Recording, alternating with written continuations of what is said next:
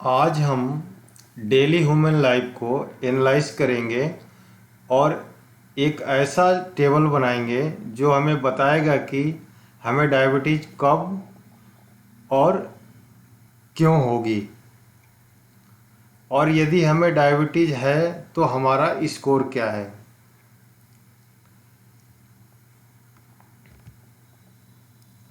यह हमें यह भी बताएगा कि कौन से फैक्टर हमें डायबिटीज बीमारी की तरफ कितनी मात्रा में ले जाते हैं। यह टेबल हमने मेजॉरिटी लोगों को ध्यान में रखकर बनाया है। इस टेबल में हमने कुल 13 फैक्टर और उनके स्टैंडर्ड वैल्यू को वेटेज के साथ दिखाया है। यहाँ हमने साधारण लोग, प्री डायबिटीज और डायबिटीज पेशेंट के बीच तुलना किया है। रेटिंग को हमने 4 भागों में बांटा है। बिलो एक्सेप्टेशन के लिए 2, सेटिस्फैक्ट्री के लिए 3 और मीट एक्सेप्टेशन के लिए 4 तथा एक्सीड एक्सेप्टेशन के लिए 5 दिए हुए हैं। बात करते हैं पहले फैक्टर की।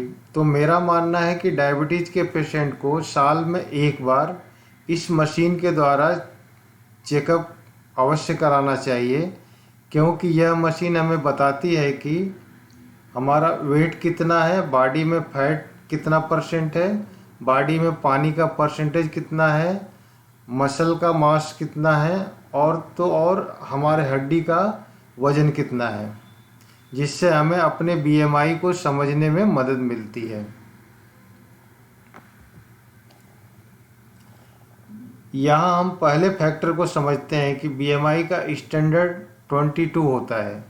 इसका वेटेज सबसे ज़्यादा है जो कि 20 है। साधारण आदमी का बीएमआई हम 21 मानकर चलते हैं। इस प्रकार प्री डायबिटीज का 26 और डायबिटीज का 28 मानकर हमने रेटिंग दे दी है। इसी प्रकार हम सभी की रेटिंग करेंगे।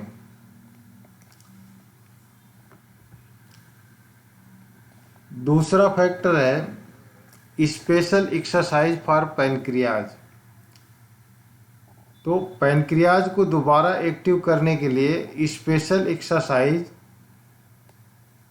यहाँ हमने एक एग्जाम्पल दिखाया है। अलग से हम ऐसे और भी योगा के बारे में डिस्कस करेंगे जो पैनक्रियाज को अच्छे क्वालिटी का इंसुलिन पैदा करने में मदद करते हैं। पहले की तरह हमने डाटा फिल कर दिया है और इस डाटा फिल होने के बाद हम चार्ट को डिस्कस करेंगे।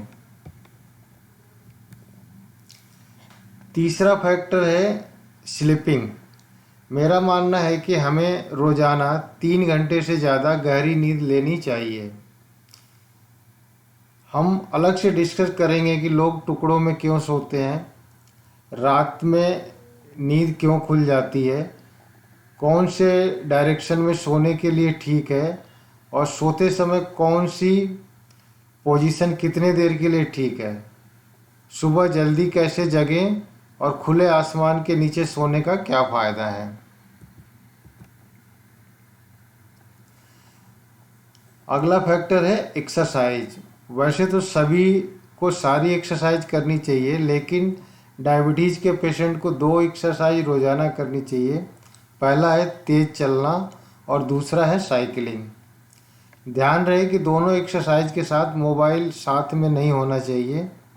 और हाँ, जब साइकिलिंग करें तो उस समय साइकिल पे कुछ वज़न रखें या लोड वाले गियर पे चलाएं।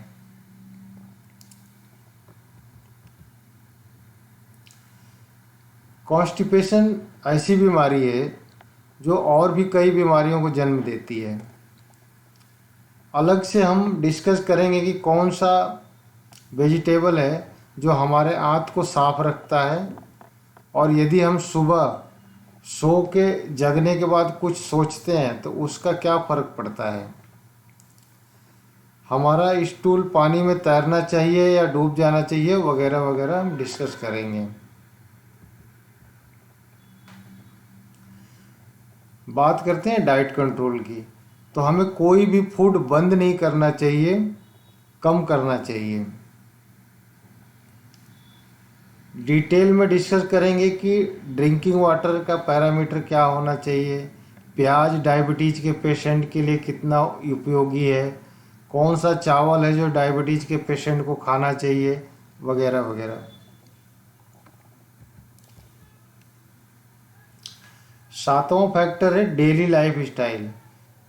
तो हमारा डेली लाइफ स्टाइल ऐसी होनी चाहिए कि घर के सभी सदस्य उस डेली लाइफ स्टाइल से खुश हों। और हम बात करेंगे कि हमारे नहाने के पानी का टेम्परेचर कितना होना चाहिए, और अपना समय कैसे भी बिताएं, और यदि हमारे घर में कोई छोटा बच्चा है तो वो डायबिटीज़ के पेशेंट के लिए कितना हेल्पफुल हो सकता है।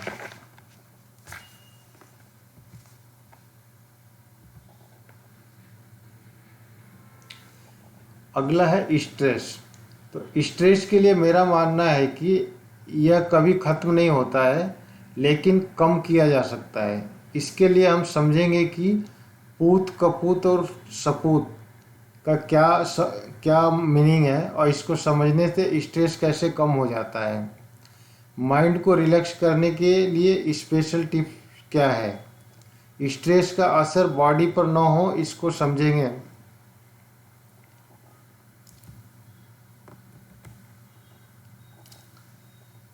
यदि आपके दोस्त अच्छे हों तो जब आप अपनी प्रॉब्लम शेयर करते हैं तो प्रॉब्लम कम हो जाती है, और खुशियां शेयर करते हैं तो खुशियां बढ़ जाती हैं।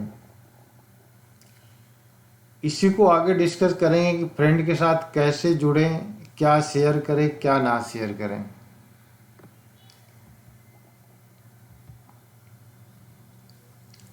बात करते हैं भक्ति और पूजा की। तो पूजा एक ऐसा रास्ता है जो हमें भक्ति की तरफ ले जाता है, और भक्ति हमें अपने उपलब्ध संसाधनों में बेस्ट लाइफ जीना सिखाती है।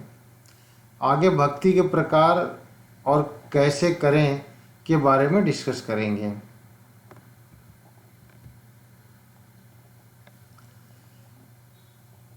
मेरा मानना है कि हमें एलोपैथिक मेडिसिन कभी लेना नहीं चाहिए, इसे आयुर्वेद से बदलना चाहिए। इसमें हम आगे डिस्कस करेंगे कि कौन सा आयुर्वेद कैसे यूज करें।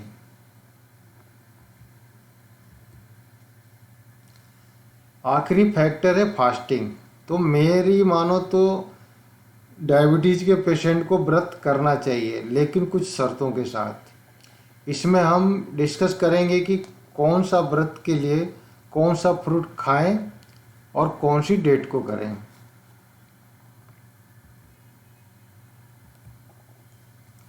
इस प्रकार हमने सारे फैक्टर की रेटिंग दे दिया और पाया कि साधारण लोगों का स्कोर 70% है, प्री डायबिटीज़ का 59% है और डायबिटीज़ का 46% है। इस तरह आप अपना भी स्कोर चेक कर सकते हैं। यह स्कोर जितना ज़्यादा हो उतना ही अच्छा है।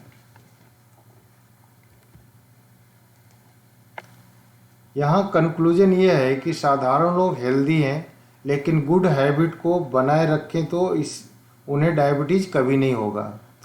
प्री डायबिटीज़ पेशेंट यदि कुछ प्रिकॉशन लें और अच्छी हैबिट बनाए रखें तो वे लोग शुगर फ्री हो सकते हैं।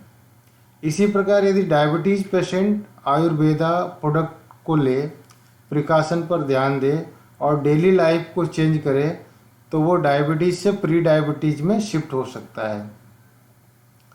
आशा करता हूँ कि यह जानकारी आपके लिए हेल्पफुल होगी। Thank you.